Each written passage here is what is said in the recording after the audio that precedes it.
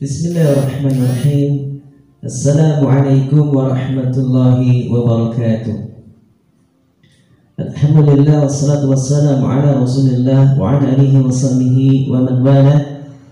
Asyhadu an la ilaha illallah wahdahu la syarika lah wa asyhadu anna Muhammadan abduhu wa rasuluhu alladzi la nabiyya wa la rasulahu ba'da.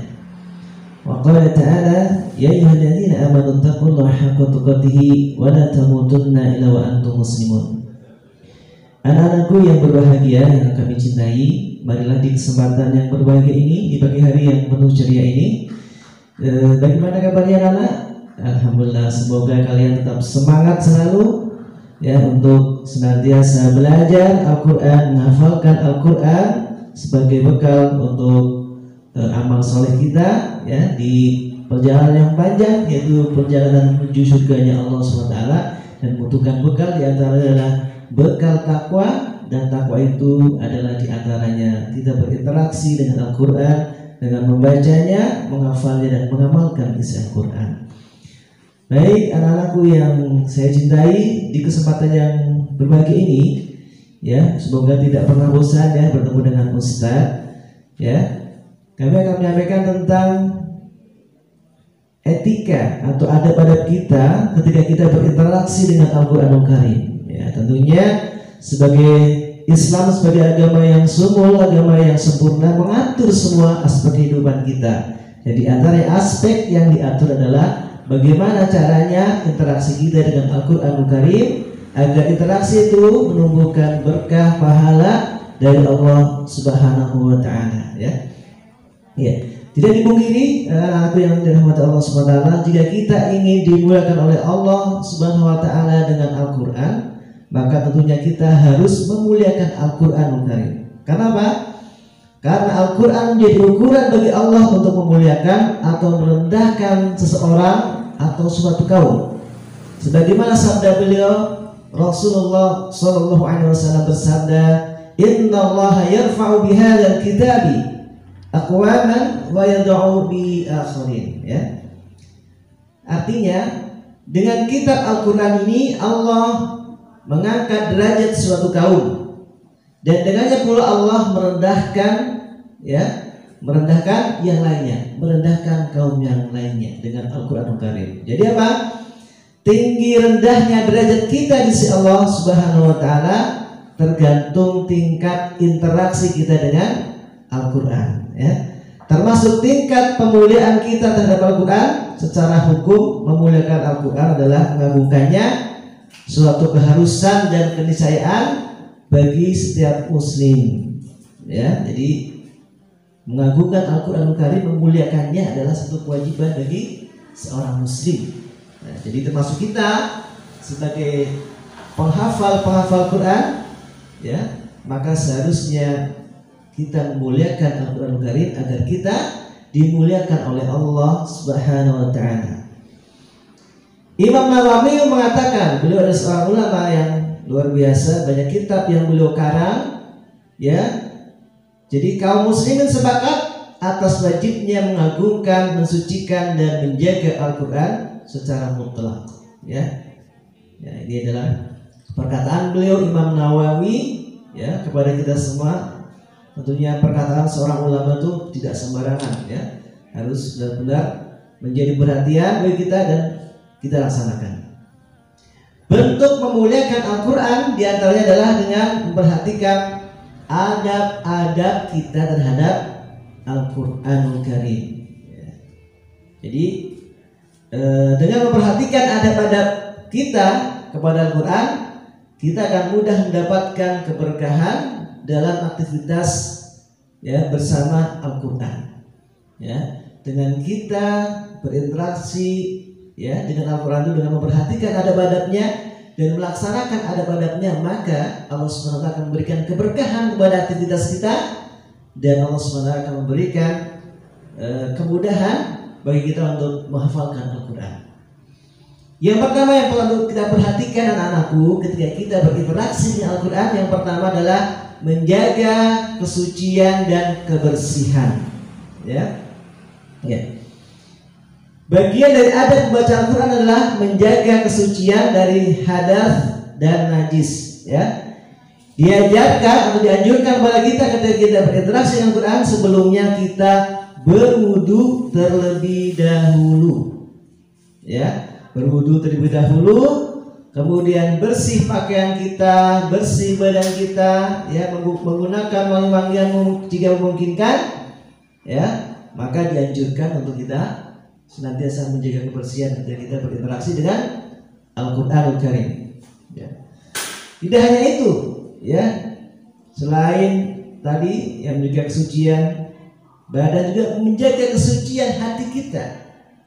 Ya. Karena Al-Quran adalah kitab suci, maka yang bisa menyentuhnya adalah orang-orang yang bersih pakaian dan hatinya, atau bersih badan, bersih lahir dan bersih batin kita. Kita berusaha senantiasa menjaga, ya, diri kita dari perbuatan-perbuatan dosa yang menyebabkan kita jauh dari Al-Quran dan kita susah untuk berinteraksi dengan Al-Quranul Karim. Ya, jadi walaupun, ya, berwudu sebelum kita membaca Al-Quran, ya, jumhur ulama mengatakan itu tidak wajib. Ya, tetapi kita memilih untuk apa? Untuk memilih untuk lebih mendapatkan fadilahnya. Karena apa? Orang yang membaca Quran dengan berwudu dahulu dan seorang yang membaca Quran tidak berwudu lebih dahulu, maka pahalanya tentu akan berbeda dan rasanya juga akan berbeda. Oleh karenanya mendingan kita, ya, mensucikan diri kita berwudu terlebih dahulu ketika kita, ya, akan berinteraksi dengan Quran daripada kita tidak berwudu terlebih dahulu. Ya.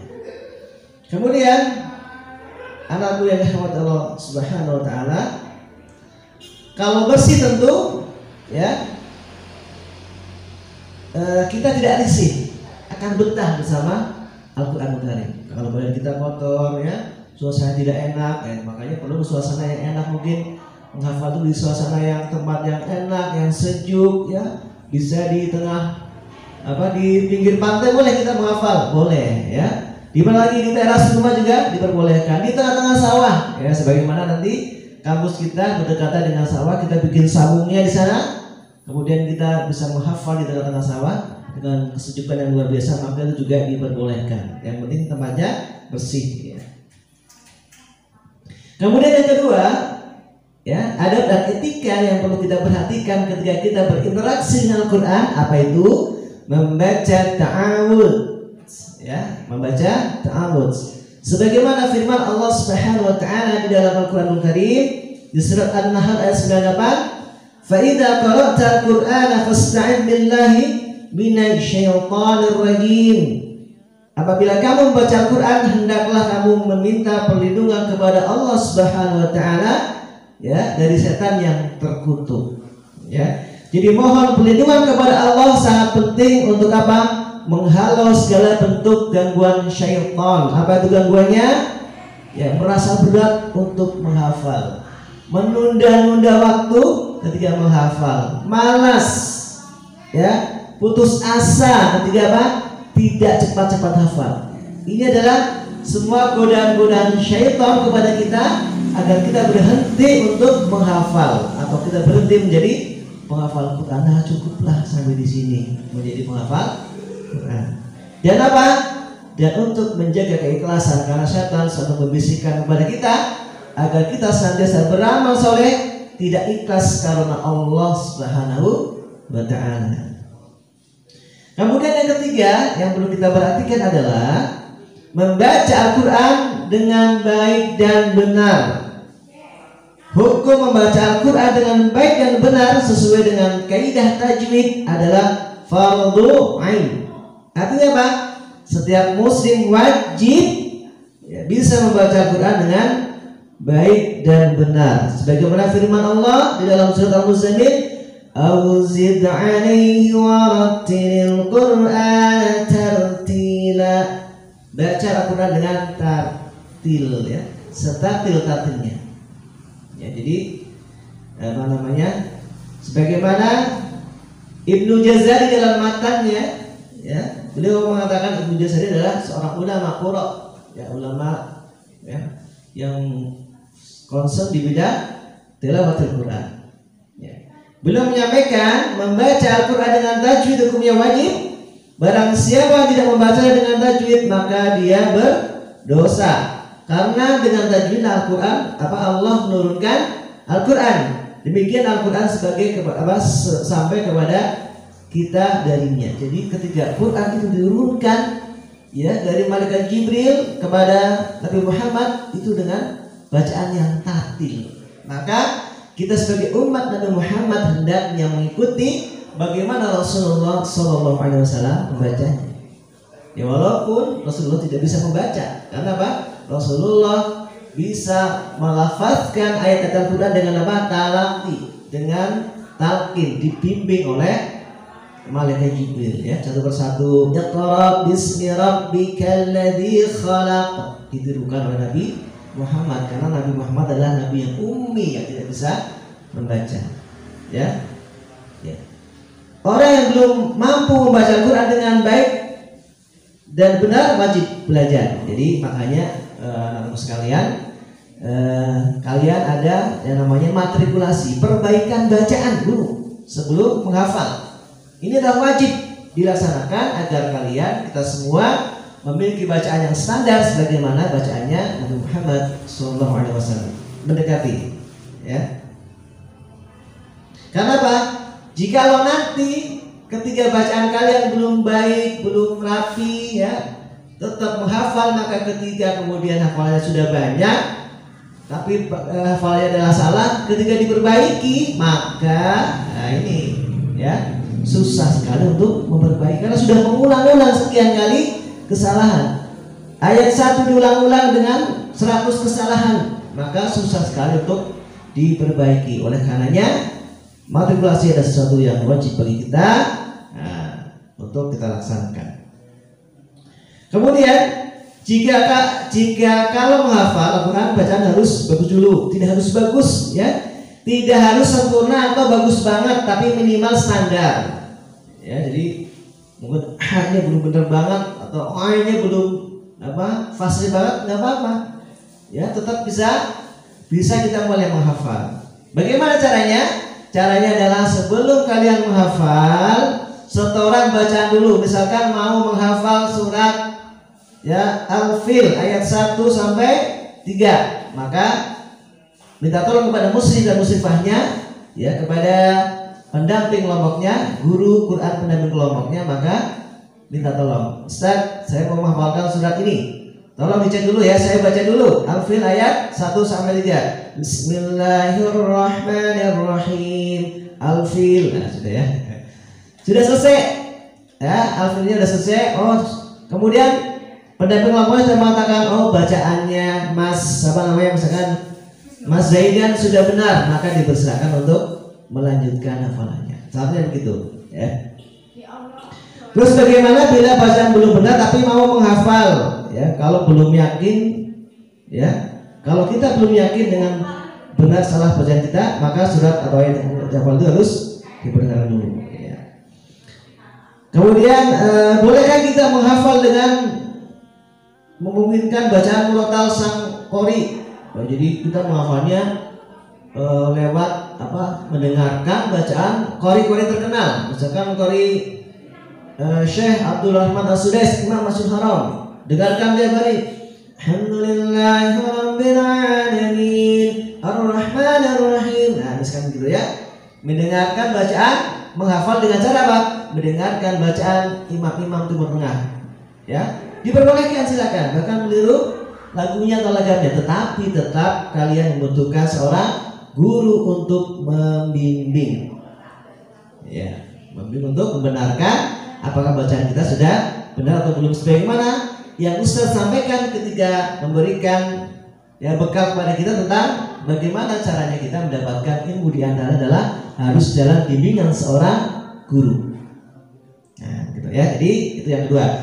Kemudian yang keempat, ya khusyuk dan berusaha memahami isinya. Jadi anak Allah Subhanahu wa taala, ketika kita sedang menghafal Quran, maka jangan lupa kita juga memahami isinya. Apa urgensinya atau apa manfaatnya jika kita menghafal sambil memahami isinya? atau terjemahnya. Yang pertama, ya, akan membantu kalian untuk menghafal ayat-ayat tertentu. Yang mungkin ketika ayatnya susah sekali, oh ini satu ayat kok susah sekali dihafal ya. Ya, kalian baca artinya. Oh ternyata artinya tentang ini, sehingga apa?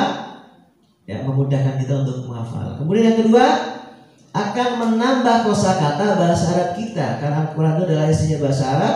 Ketika kita memahami terjemahnya, maka kita akan tahu artinya tiap katanya, maka itu berarti kita secara tidak langsung menambah kosakata bahasa Arab kita. Di mana bahasa Arab adalah bahasanya ahli surga. Berarti apa? Ketika kita belajar bahasa Arab, berarti kita menyiapkan diri kita menjadi calon penghuni surga, insya Allah. Ya. Jadi itu ya 4 dari adab-adab yang perlu kita perhatikan ketika kita berinteraksi dengan Al-Quranul Karim agar kita mendapatkan keberkahan dari Allah Subhanahu Wa Taala. Karena apa? Kata yang keempat ini, anak-anak yang Allah, ya dengan memahami isinya itu adalah bagian dari perintah Allah Subhanahu Wa Taala yang begitu banyak dalam Al-Quranul Karim tentang bagaimana agar kita juga tadabbur, tidak hanya menghafal, tidak hanya membaca, tapi kita juga disuruh untuk tadabbur, memahami. Dan artinya agar apa? Agar kita bertambah keimanannya kepada Allah Subhanahu Wa Taala. Kemudian selanjutnya, ketika dalam proses kita berinteraksi dengan Al-Quran, entah itu membaca ataupun menghafal, maka tiba-tiba kita ya batal ya mau kentut misalkan ya, maka berhenti dulu membacanya, hentikan dulu bacaan Quran kita, baru kita buang angin. Ini namanya juga penghormatan kepada Al-Quran. Ya, jangan sudah batal baca terus, tidak. Sebelum keluar anginnya, maka hentikan dulu bacaan Quran kita. Setelah keluar angin baru kalian boleh meneruskan bacaan ataupun segera mengambil air wudu untuk menjaga kesucian diri kita. Ya. Oke anak-anakku yang saya cintai, apa saja tadi yang Ustaz sampaikan? 4 etika kita di dalam berinteraksi dengan Quran. Yang pertama adalah menjaga kesucian dan kebersihan. Yang kedua, membaca ta'awudz saat kita memulai berinteraksi, kemudian membaca Al-Quran dengan baik dan benar sesuai tajwid, dan yang keempat adalah membaca ya dengan khusyuk ya dan memahami artinya. Khusyuk itu bagaimana? Khusyuk itu fokus. Ketika kita membaca atau menghafal, ya semuanya terkait dengan dunia disingkirkan dulu. HP disimpan di mana yang jauh, jangan menghafal sambil di dekat HP, nanti tidak fokus dan hasilnya tentu tidak akan sesuai dengan harapan kita. Demikian anak-anakku yang dapat saya sampaikan di kesempatan morning motivation di pagi hari ini. Semoga ada manfaatnya dan Allah Subhanahu Wa Taala memberikan kekuatan kepada kita untuk bisa mengamalkan setiap kali kita berinteraksi dengan Quran, sehingga kita mendapatkan keberkahan dan manfaat pahala dunia wal akhirah. Demikian kita akhiri dengan kafaratul majelis. Selamat menghafal, tetap semangat. Assalamualaikum warahmatullahi wabarakatuh.